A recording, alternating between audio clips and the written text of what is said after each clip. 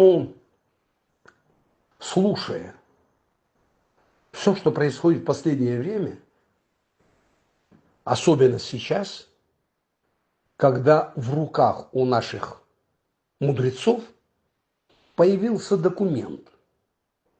Ну, они говорят, о документ – это протокол администрации президента Российской Федерации. Я не думаю, что протокол администрации президента так легко выходит на улицу. Я уверен, что эти протоколы остаются совершенно секретными документами, и они находятся под 7 печатями. И никто просто их так не выбросит, тем более в сферу интернет-сообщества. Конечно, нет. Коль этот документ нам подкинули, значит, есть помысл у кого-то.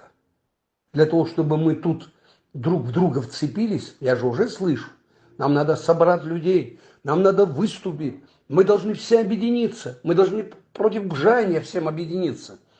Мы должны собраться на Лыхны. Да, но чтобы собраться на Лыхны, нам надо серьезно подготовиться. Мы должны спросить у народа, вы довольны нашей политической системой? А мы недовольны нашей политической системой, его надо менять. Вы представляете? Оказывается, нам надо еще свою политическую систему менять. То есть, оказывается, у нас не демократическое государство, которое рыночную экономику строит, а какое-то другое, да? А мы хотим третье, четвертое, пятое и так далее. Так можно договориться вообще до состояния абсурда. А что мы вообще хотим? Что нам дальше делать? Я просто обращаюсь к этим гражданам, если мой голос что-то значит, хотел бы сказать, мои дорогие, а не переусердствовали вы излишне? Вы в попытке устроить власти капкан, не сами ли вы попали в этот капкан?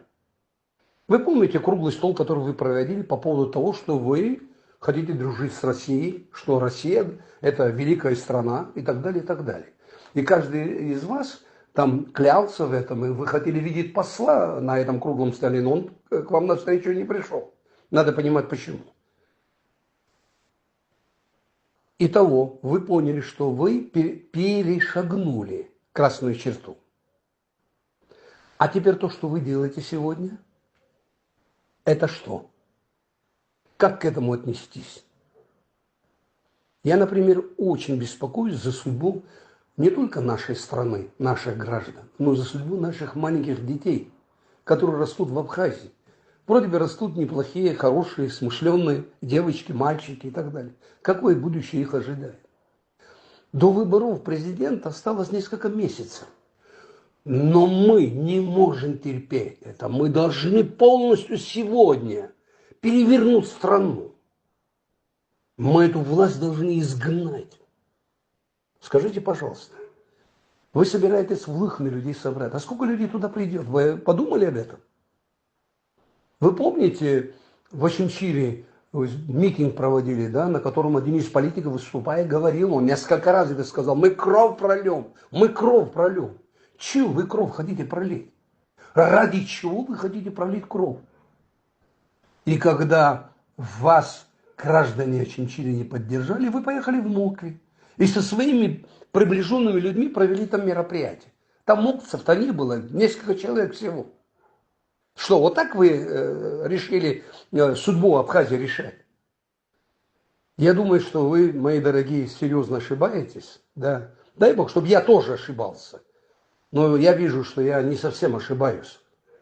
И то, что сегодня я слышу, то, что мои глаза видят, меня очень и очень беспокоит.